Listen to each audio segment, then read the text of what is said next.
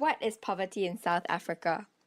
Poverty in Africa refers to the lack of basic human needs faced by certain people in African society. Poverty rates in South Africa are extremely high and tend to increase in rural regions. Here are some statistics on South African poverty. Population under poverty line, 31.3%. unemployment rate, 24.1%. School life expectancy, 13 years. life expectancy, 49.48 years. literacy rate. 93%. There are a variety of causes of poverty in South Africa. The history of apartheid resulting in mismanagement of land distribution is one of them. During apartheid, the land allocated for the blacks often had the poorest soil and no industry.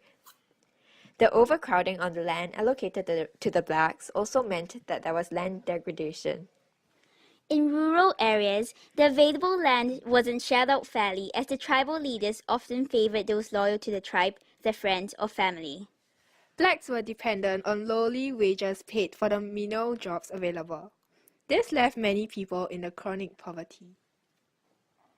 There are also present causes of poverty in South Africa. Poor governance is one of them. The African National Congress government's gentle land reform measure has been frustratingly slow and ineffective. At least half of land reform projects have failed and less than 7% of land has been redistributed to date. In general, there is poor and incompetent government and unequal distribution of resources such as healthcare, jobs and land. Citizens also believe that public institutions are widely affected by bribery and corruption, and heavy burden on native populations force them to pay bribes to get basic government services. Overpopulation. Majority of people in South Africa engage in low productivity manual farming, which contributes to the country's extremely high level of poverty. This applies to most of the blacks as their highest form of education is much lower compared to the whites on average, and they find it harder to get higher paying jobs, or even to be employed. The government in South Africa provide little or no financial or political support for family planning. Children, especially boys, are assets to many impoverished families because they provide labor. This results in couples having many children until they get a boy to do the manual work.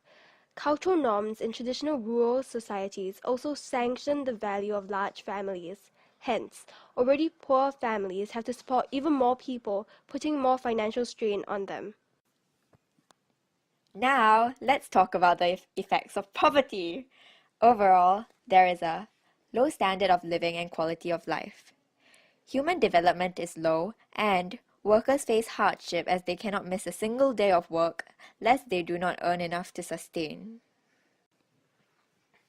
Basic needs. Infant mortality is high, while life expectancy, literacy, and education are all relatively low. Healthcare. Poverty directly relates to health and healthcare, as along with low income comes the impacts of malnutrition, inability to afford healthcare, weak mental state, vulnerability to disease and poor sanitary conditions.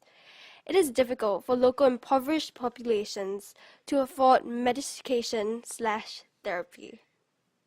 Local hospitals are usually a long distance away from rural areas, so over 70% of the poor are deterred by the extra transportation costs and don't get treated.